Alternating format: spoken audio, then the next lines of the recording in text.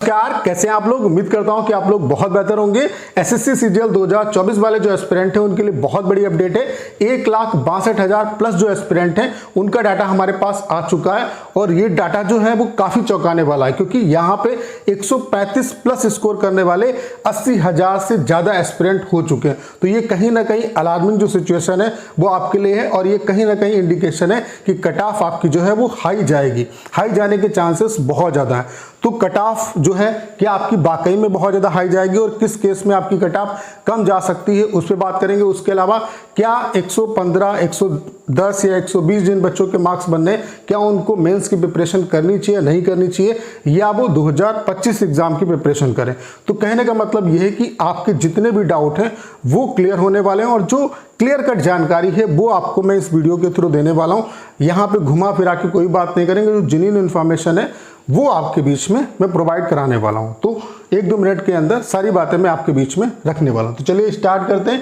Video को start करने से पहले आप सभी को एक इन्फॉर्मेशन देना चाहता हूं कि अगर आप एसएससी सीएचएसएल सीजीएल एग्जाम को क्वालिफाई करना चाहते हैं तो टाइपिंग आपको क्वालिफाई करनी ही होगी। टाइपिंग और कंप्यूटर सबसे ज्यादा आपके लिए इंपॉर्टेंट है और टाइपिंग क्वालिफाई करने के लिए आप ये समझो कि जिस तरीके से एग्जाम को क्वालिफाई करने के लिए प्रीवियस क्वेश्चन इंपॉर्टेंट है, वैसे ही टाइपिंग को क्वालिफाई करने के लिए प्रीवियस जो पैसेज है वो आपके लिए सबसे ज्यादा इंपॉर्टेंट है। और हमने आपके लिए कंप्लीट टाइपिंग का सॉफ्टवेयर बना दिया है जिसका इंटरफेस बिल्कुल एसएससी सीएचएसएल सीजीएल जैसा है। बाकी यहां पे हम आपको 250 पैसेज दे रहे हैं, बस आपको इन्हीं पैसेज को कम से कम 2 से 3 बार प्रैक्टिस करके जरूर चले जाना।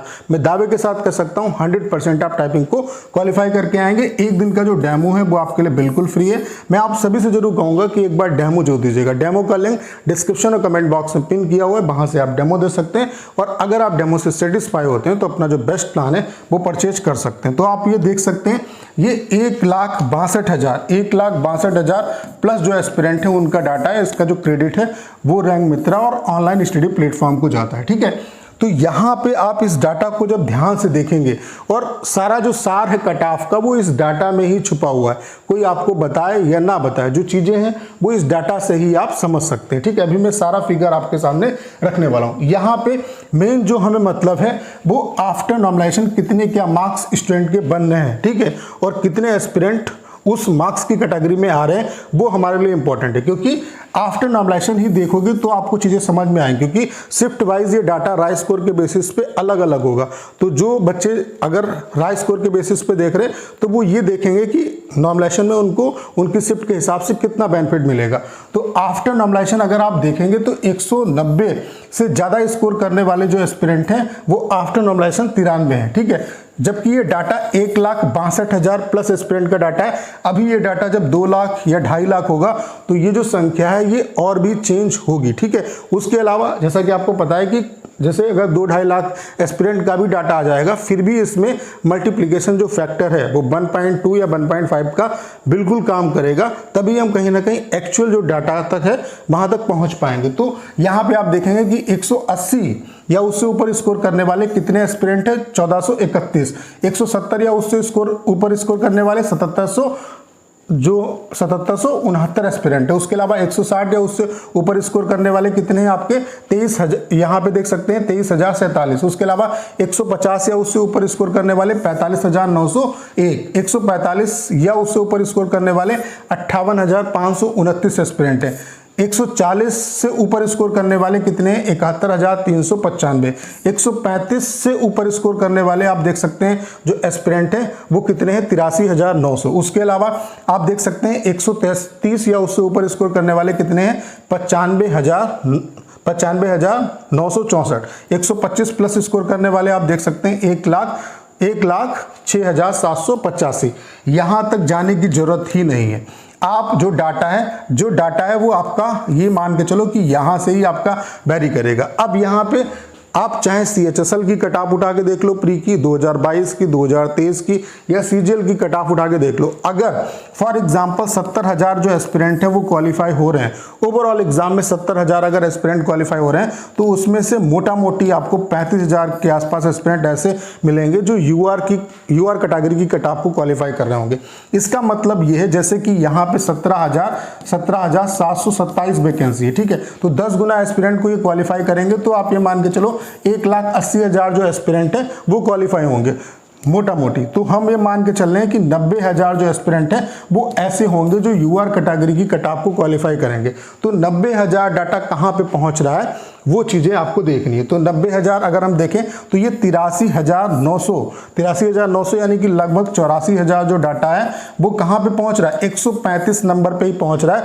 जबकि ये जो डाटा है वो 1,62,000 ही एस्पिरेंट का डाटा है। अभी ये डाटा और बढ़ेगा तो हो सकता है कि यहाँ पे 90,000 या उससे ज़्यादा जो एस्पिरेंट हैं वो 135 की रेंज में आपकी आ जाए। 135 या उससे ऊपर स्कोर करने वाली रेंज में ये डाटा हो सकता है 1 लाख तक पहुंच जाए एस्पिरेंट का, मतलब 1 लाख ऐसे एस्पिरेंट हो जो इस रेंज में आपके हैं। तो यहां से चीजें क्लियर कट ये समझ में आ रही है कि आफ्टर आपके नॉर्मलाइजेशन यूआर कैटेगरी की जो कट ऑफ है वो 135 से 140 के बीच में आपकी लाई कर सकती है। अब यहाँ पे एक कंडीशन में आपकी कट ऑफ कम जा सकती है, इससे भी कम, मतलब 135 या उससे कम आपकी जा सकती है। वो कंडीशन क्या है कि वैकेंसी आपकी 20,000 से ज़्यादा हो जाए। जब 20,000 से ज़्यादा वैकेंसी हो जाएंगी तो आप ये मान के चलो कि 2 लाख एस्पिरेंट जो है वो मेंस के लिए क्वालिफाई होंगे। तो 1 लाख एस्पिरेंट ऐसे होंगे जो आपकी यूआर कैटेगरी की कट ऑफ को क्वालिफाई कर रहे होंगे, तब भी कट ऑफ आपकी 134-135 को आपकी टच करेगी। बाकी ये डाटा और आ जाएगा तो इसे हम और अच्छे तरीके से एनालिसिस करेंगे। तो यहाँ से चीज़ें इतनी तो क्लियर हो जाती हैं कि आफ्टर नॉर्मलाइजेशन आपकी जो कट ऑफ है वो 135, 136, 137 मतलब 135 से 140 के रेंज के बीच में आपकी रहेगी। 135 से 140 की रेंज के बीच में रहेगी। अब आप किस तरीके से ये देखोगे, क्या 115, 120 जिन बच्चों के मार्क्स बनने, क्या उनको प्रिपरेशन नहीं करनी चाहिए? तो ऐसा बिल्कुल भी नहीं है। आप वो डिपेंड करेगा कि आप किस शिफ्ट में लाई कर रहे हैं। मान लेते हैं आपकी बहुत ज़्यादा हार्ड शिफ्ट है तो वहाँ पे हो सकता है कि 115 वाला जो एस्पिरेंट है उसको 20 नंबर का नॉर्मलाइजेशन का बेनिफिट मिले और इस बार अच्छा खासा नॉर्मलाइजेशन होगा। आप ये मान के चलो 20 से ज़्यादा मार्क्स भी आपके नॉर्मलाइजेशन में इंक्रीज हो सकते हैं। ठीक है, अब इस चीज़ को मैं आपको समझा देता हूँ। जैसे कि यहाँ पे आप देख सकते हैं, जैसे ये जो सबसे हार्ड शिफ्ट है, कौन सी शिफ्ट है, 17 सितंबर की जो थर्ड शिफ्ट है सबसे हार्ड रही है। यहाँ पे जो एवरेज स्कोर स्टूडेंट का बनना है वो 113 बनना है। ये जब 1 लाख एस्पिरेंट का डाटा, अभी और डाटा आएगा तो हो सकता है ये और कम हो। ठीक है, तो यहाँ पे आप ये देखो जिस बच्चे का 115 नंबर बनना होगा तो जब उसको 20 नंबर का या उससे ज्यादा नंबर का नॉर्मलाइजेशन का बेनिफिट मिलेगा तो उसका स्कोर 135, 136, 137 इस रेंज में आपका लाई करेगा। तो कहने का मतलब ये है कि अगर आप टॉप 5 हार्ड शिफ्ट में आते हैं, टॉप 5 अगर हार्ड शिफ्ट में आते हैं तो यूआर कैटेगरी से अगर आपका 115 भी रहा स्कोर है, ये इस बात से आपको ये समझना होगा कि किस शिफ्ट का जो एस्पिरेंट है वो कितने राय स्कोर पे सेफ है। वो आप अपनी शिफ्ट के हिसाब से डाटा देख के समझ सकते हैं। अभी ये डाटा और बढ़ेगा तो और क्लियर कट आपको आइडिया मिल जाएगा। बाकी यहाँ से भी आप एक क्लियर कट आइडिया ले सकते हो कि कितना क्या नॉर्मलाइजेशन का आपको बेनिफिट मिलेगा। तो जैसे टॉप 5 जो हार्ड शिफ्ट वाला एस्पिरेंट है यूआर कैटेगरी का, वो हो सकता है उसको 115 नंबर पे, अगर उसके 115 नंबर बन रहे हैं तो उसको 115 नंबर बन रहे हैं तो उसको मेंस की प्रिपरेशन करनी चाहिए। बाकी कैटेगरी वाइज अगर आप देखेंगे तो कैटेगरी वाइज जो कट ऑफ है वो कम भी आपकी रहती है। तो हो सकता है ओबीसी के लिए थोड़ा इससे कम भी नंबर है, तभी उनको मेंस की प्रिपरेशन करनी चाहिए। ईडब्ल्यूएस के लिए उससे कम, एससी एसटी के लिए तो उससे भी कम। तो वो आप ये देख सकते हैं। तो ये डिपेंड आपकी करेगा शिफ्ट पे। बाकी अगर आप मॉडरेट, जैसे टॉप 5 ये मैंने हार्ड शिफ्ट बता दी, उसके बाद जो मॉडरेट शिफ्ट में बच्चे आते हैं वो हो सकता है यूआर कैटेगरी में 120 नंबर अगर उनके बनने तो उनको मेंस की प्रिपरेशन करनी चाहिए। ऐसे उससे ऊपर जाएंगे तो 125 वाले, ऐसे उससे नीचे आएंगे तो 130 वाले, और सबसे जो जिनका इजी शिफ्ट में वो अगर यूआर कैटेगरी से तो 135 राय स्कोर बनना है तो उनको मेंस की प्रिपरेशन करनी चाहिए। बाकी जो अदर कैटेगरी वाले हैं वो कैटेगरी वाइज अपना जो 5 नंबर का आप डिफरेंस ले सकते हो यूआर ओबीसी और ईडब्ल्यूएस कैटेगरी। जैसे कि 135 वाला यूआर कैटेगरी वाला बच्चा तो 130 ओबीसी और ईडब्ल्यूएस से अगर सबसे इजी शिफ्ट में बनना है तो आप मेंस की प्रिपरेशन करिए। तो आपको चीजें समझ में आ गई होंगी कि किस एस्पिरेंट को क्या 115, 120 वाला क्वालिफाई होगा या नहीं होगा।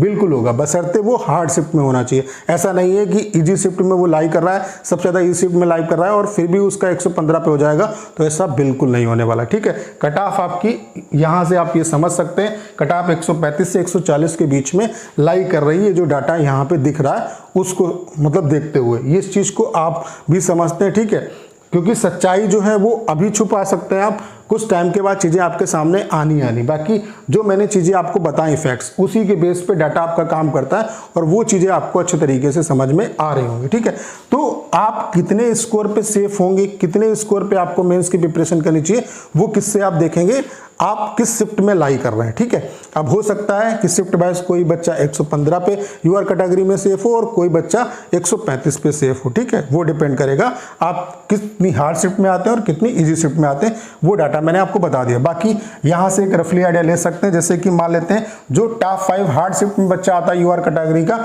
वो 115 नंबर भी अगर उसके बनने हैं तो वो मेंस की प्रिपरेशन करे। अगर वो थोड़ा सा टॉप 5 के बाद वाली जो शिफ्ट है उनमें आता है तो 120 पे वो सेफ है, उसके बाद 125 पे सेफ है। ऐसे ही ये जो बात है वो यूआर, ओबीसी और ईडब्ल्यूएस तीनों के लिए आपकी अप्लाई होती है, थोड़ा बहुत डिफरेंस रहेगा। बाकी एससी कैटेगरी से अगर हार्ड शिफ्ट में आते हैं तो 100 नंबर हैं तो आप मेंस की प्रिपरेशन करिए। उसके अलावा एसटी से अगर आते हैं तो 95 नंबर भी बनने तो भी आप मेंस की प्रिपरेशन करिए। ऐसे इजी शिफ्ट में आते हैं, मान लेते हैं कि सबसे ज़्यादा टॉप 5 इजी शिफ्ट में लाई करते हैं तो यूआर कैटेगरी से 135 राइज स्कोर है, तभी आप मेंस की प्रिपरेशन करो। अदरवाइज से कम है तो आपको मेंस की प्रिपरेशन करनी चाहिए, क्योंकि वो बेकार आपकी नहीं जाएगी। आगे आपका जो भी एग्जाम होगा उस प्रिपरेशन का आपको बेनिफिट मिलेगा, ठीक है। बाकी अगर वैकेंसी बढ़ भी जाती है तब भी कट ऑफ आफ्टर नॉर्मलाइजेशन 135 के अराउंड यूआर कैटेगरी की रहेगी, ठीक है। बाकी एससी कैटेगरी वाले जो एस्पिरेंट हैं वो 105 पे कर सकते हैं और एससी कैटेगरी वाले इतने पे और एससी कैटेगरी वाले इतने पे और एसटी कैटेगरी वाले जो एस्पिरेंट हैं वो इतने नंबर अगर बनने हैं इजी शिफ्ट में तो आप मेंस की प्रिपरेशन में लग जाइए, ठीक है। तो आपको एक क्लियर कट जो आइडिया है वो मिल गया होगा। बाकी ये डाटा अभी और भी वेरी करेगा, ठीक है। अभी ये जब 2-2.5 लाख एस्पिरेंट का डाटा होगा तो हो सकता है कि यहाँ पे 135 की जगह पे 135 स्कोर करने वाले जो एस्पिरेंट है वो 1 लाख पहुँच जाए। तो यहाँ पे फिर जब आप थोड़ा बहुत मल्टीप्लिकेशन फैक्टर लगाओगे तो ये डाटा 1 लाख से और भी क्रॉस हो जाएगा। तो चीज़ें आपको समझ में आ रही होंगी कि चीज़ें सिनेरियो जो है वो क्या बनना है। तो आपको एक क्लियर कट जो आइडिया है वो इस वीडियो के थ्रू मिल गया होगा। बाकी आप अच्छे तरीके से अगर आपके मार्क्स ठीक ठाक बनने जो मैंने आपको बताया शिफ्ट वाइज, अगर आपका ठीक ठाक स्कोर बनना है और आपको लग रहा है कि मेंस जो है मतलब प्री एग्जाम क्वालिफाई कर जाएंगे तो आप टाइपिंग भी अच्छे तरीके से उसकी प्रिपरेशन करिए। और टाइपिंग के लिए जो प्रीवियस पैसेज है वो सबसे ज़्यादा आपके लिए इंपॉर्टेंट है। 250 पैसेज हम आपको दे रहे हैं, इन्हीं पैसेज को कम से कम 2 से 3 बार प्रैक्टिस करो। मैं दावे के साथ कह सकता हूँ 100% आप टाइपिंग को क्वालिफाई करके आएंगे। एक दिन का जो डेमो है वो आपके लिए बिल्कुल फ्री है। मैं आप सभी से जरूर कहूँगा कि एक बार डेमो जरूर दीजिएगा। डेमो का लिंक डिस्क्रिप्शन और कमेंट बॉक्स में पिन किया हुआ है, वहाँ से आप डेमो दे सकते हैं। और अगर आप डेमो से सेटिस्फाई होते हैं तो अपना जो बेस्ट प्लान है वो परचेज कर सकते हैं। उम्मीद करता हूँ सारी जानकारी आप बहुत अच्छे तरीके से समझ पाए होंगे। करना क्या है, इस वीडियो को 10 शेयर करना है। उसके अलावा अगर आप चैनल पर नए हैं और आपने अभी तक इसे सब्सक्राइब नहीं किया है तो प्लीज़ चैनल को सब्सक्राइब करना मत भूलिएगा।